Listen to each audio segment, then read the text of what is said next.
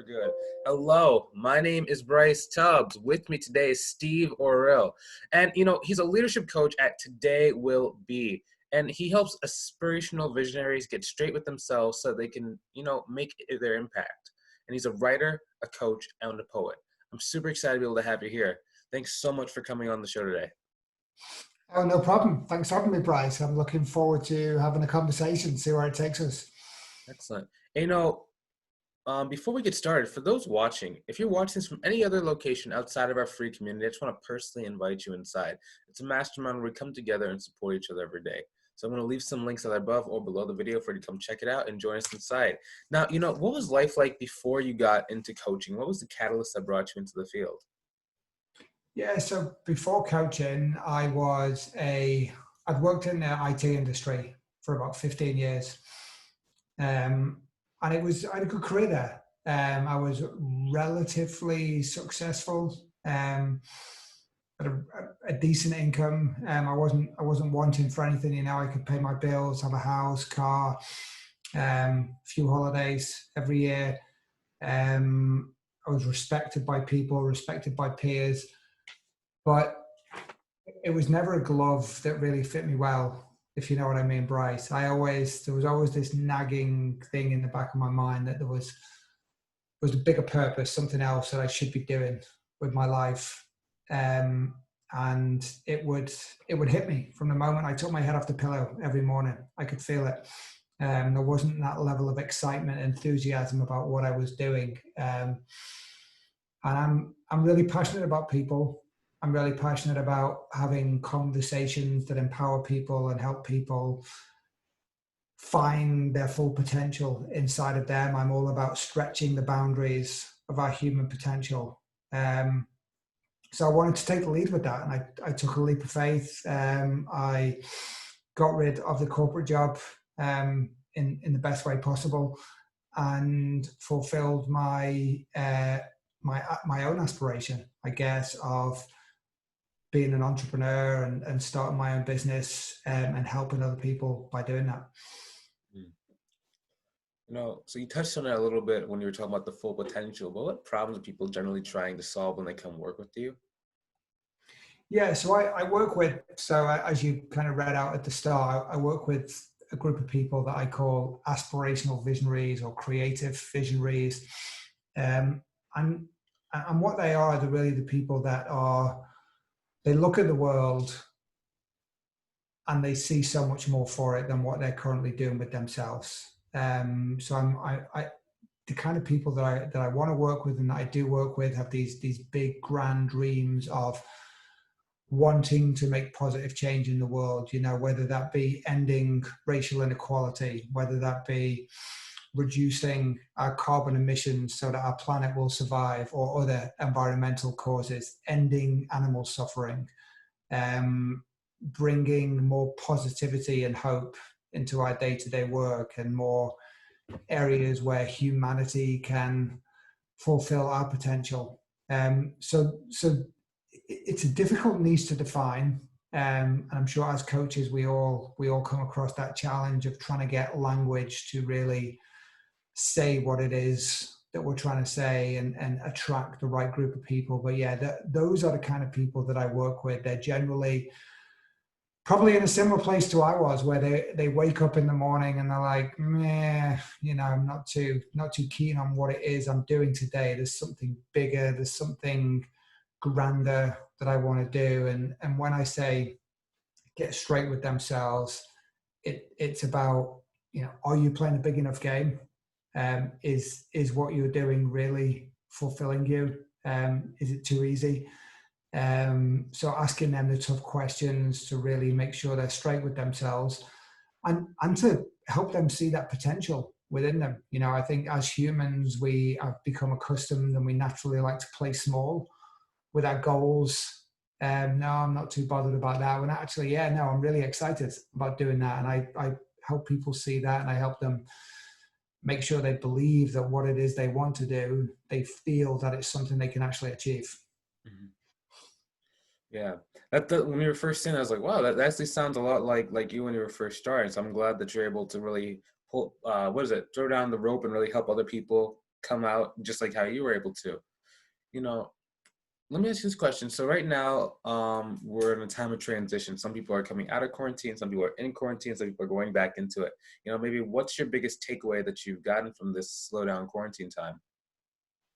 Yeah. Well, so many takeaways. I mean, I think for me, the biggest thing that hit me initially was all of our distractions. Certainly for me, almost all the things that I get distracted by, sport on television, concerts and events, social gatherings, theatre, cinema. You could go on and on and on. The whole gamut of things that we do to distract ourselves, all within an instant, within a click of a fingers during a single weekend, were all taken away. So for me, it just caused a lot of time for self-reflection about who I am, what am I looking to achieve, a lot of questions that I was able to ask myself, and it really gave me a good platform to be able to take some giant leaps in my life. And yeah, I remember at first there was some negative things that were spoken about in the media. I'm not sure if it was the same way you are, but we had a lot of people just raiding supermarkets and grocery stores and taking everything they could get their hands on. In the midst of global pandemic, the world's going to end, and there wasn't enough food, and toilet paper was a big one for some reason. I'm not quite sure why people were hoarding toilet paper. It had nothing to do with coronavirus, I, but that was very small. I think the biggest thing that I saw was people really coming together. We have in the UK, we have a National Health Service, and it just got tremendous support, right? Doctors and nurses and people that were sacrificing so much of their time and putting their lives on the line when this virus was at the peak by being in the presence of all the infected patients who needed help.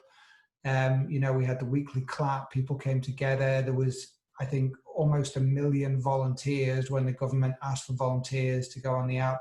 It was just that real togetherness. And I see that as being a lasting legacy of what's happened. And just with the reduction of people being busy, people moving around, traveling from A to B without really a great reason or a great cause to get there. I'm an environmentalist and an idealist in that world. So I would love to see, not that I want us to all sit at home for the rest of our lives. I don't think that's our purpose in this world, but to be able to be a little bit stiller and to be able to make travel something that's a luxury rather than something we just do for the sake of it, and to really think about what the footprint that travel is going to have. Yeah, that's an important thing, especially with the environment. I was on an interview talking to someone, and they said that they were living in India, and for the first time in it was like 8 years, all the smoke and all the smog just kind of cleared from the location. There was literally a mountain that you could see from their house, like 200 feet away or 1,000 feet away, that no one could see before because the fog was just that strong.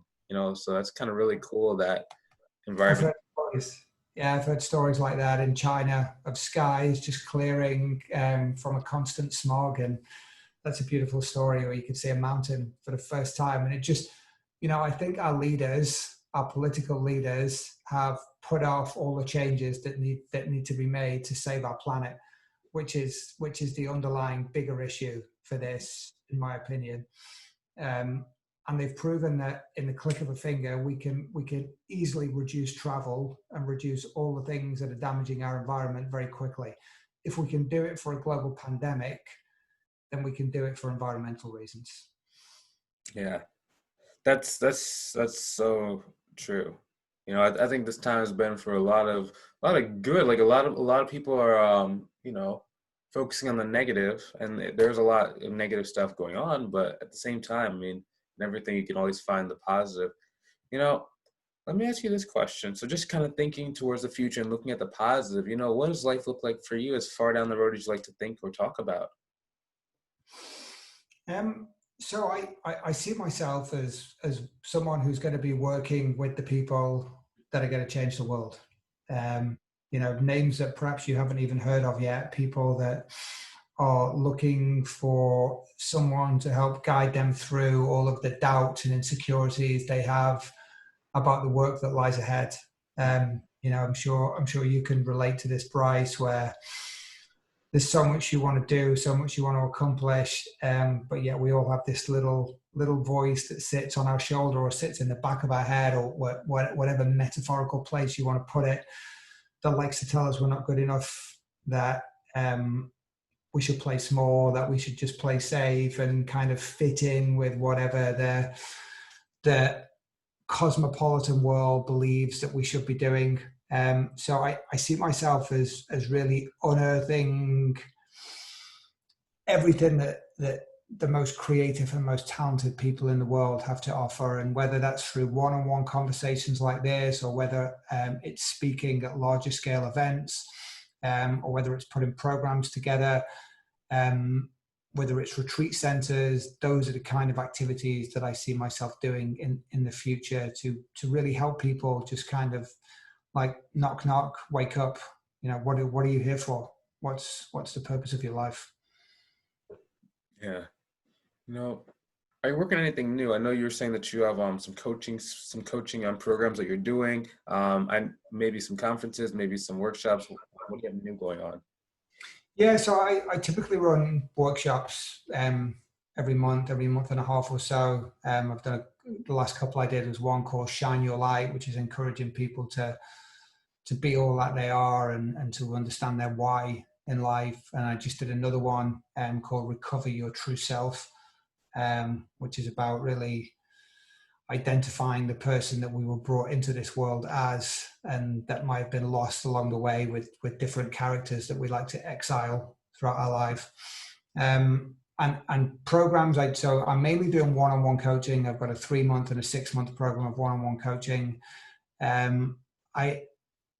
I have toyed with the idea of a program that encompasses mind, body connection, where we don't just talk about the mental health, but also talk about the physical health, and guide people through a nutritional program.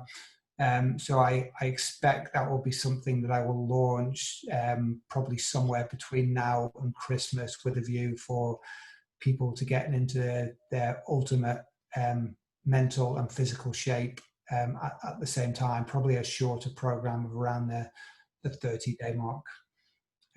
Yeah, and I'm sure if we were to speak again in 2 months, Bryce, I'm sure there'll be another idea that will be floating around my head. So it's an evolving thing, but yeah, those are the kind of things I've got in mind right now. Nice. So where can someone go to learn more about you, or maybe follow along as you come up with these cool programs and really help more people out? Yeah, so my website todaywillbe.com is where you can find most about me.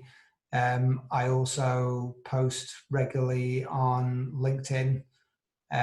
So just to follow me on LinkedIn, connect with me on LinkedIn, Stevie Orrill, or Facebook as well. And I do have a select Facebook group which I'm managing, called Create Your Vision, which is a group by invitation only. But I'm looking for anyone who has an aspiration or a vision that they want to create themselves, would certainly be more than welcome in that group. Oh, nice. Can you say the website one more time? todaywillbe.com. Okay. Oh, yeah. When they first said, I was like, today will be, and then .com, I was like, it's .com. So that's interesting. That's a cool name, you know? Yeah. Um, I just really appreciate your time, and thanks so much for coming on the show today. No, thank you, Bryce. Really appreciate it. Hope you and your listeners got what they needed. Excellent. Yeah. And just for those watching, we thoroughly hope that you found this valuable. Now, if you're looking for a place where maybe you can belong, maybe a place where people are encouraging and helping others, reach their goals and dreams, then I recommend you go and check out our free community. I'm going to put a link either above or below the video. Because right now, when we maybe are feeling isolated, it's always great to be able to plug into a community. So go on ahead and click on the links above or below. Can't wait to see you inside and, really see how we can connect. Now, hopefully you enjoyed watching this as much as we enjoyed creating it. Feel free to hit the share button so other people can get some great value as well. Have a great day. We'll see you soon. We'll talk to you later, and we'll be done and see you next episode in 3, 2, and 1.